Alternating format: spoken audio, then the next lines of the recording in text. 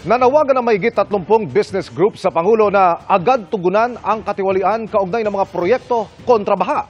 Isa sa kanila ang nakukulangan sa mga akbang at kapangyarihan ng Independent Commission on Infrastructure para mapanagot ang mga sangkot. Nakatutok si Marisol Abduraman. Prosecute those who are really involved into this corruption, whatever position they're holding in the government. Isa lang ang Philippine Chamber of Commerce and Industry o PCCI sa 34 na business group na nanawagan kay Pangulong Bongbong Marcos na agad tugunan ang mga katiwalian sa mga proyekto kontra baha.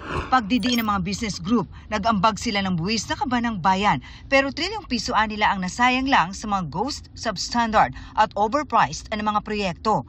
Dagdag pa ng PCCI. We need more.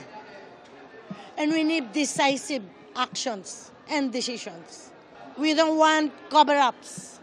At bagaman kinikilala nila ang pagbubulgar ng Pangulo sa katiwalian, nakukulangan ang mga grupo. The way it is being investigated and being handled is not yet enough to prosecute.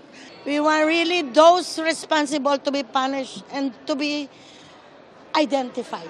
Hindi na raw bagong issue ng korupsyon sa bansa ayon sa PCCI, pero hindi raw nila sukat akalain na ganito na ito katindi ngayon. We didn't know that a lot of people are involved. We don't even know the others, but it was really very surprising to us that the corruption just for flood control alone is this magnitude. Kabilang sa pinuna ng PCCI ang kawalan ng pangilang Independent Commission for Infrastructure o ICI na persahin ang pagpapatawag ng mga iniimbestigahan. Give a legal authority to ICI to really prosecute or to really find those that are really guilty.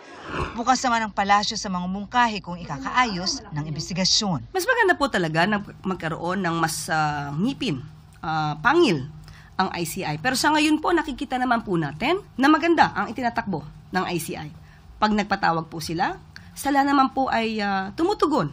Sabi ng ICI, malaking bagay sana na meron silang contempt powers, pero meron namang remedyo. We can always go to the courts and file the indirect contempt. But another process pa yan. Gumawa ng batas to strengthen further the ICI. Para sa GMA Integrated News, Marisol Abduraman. Nakatuto, 24 oras.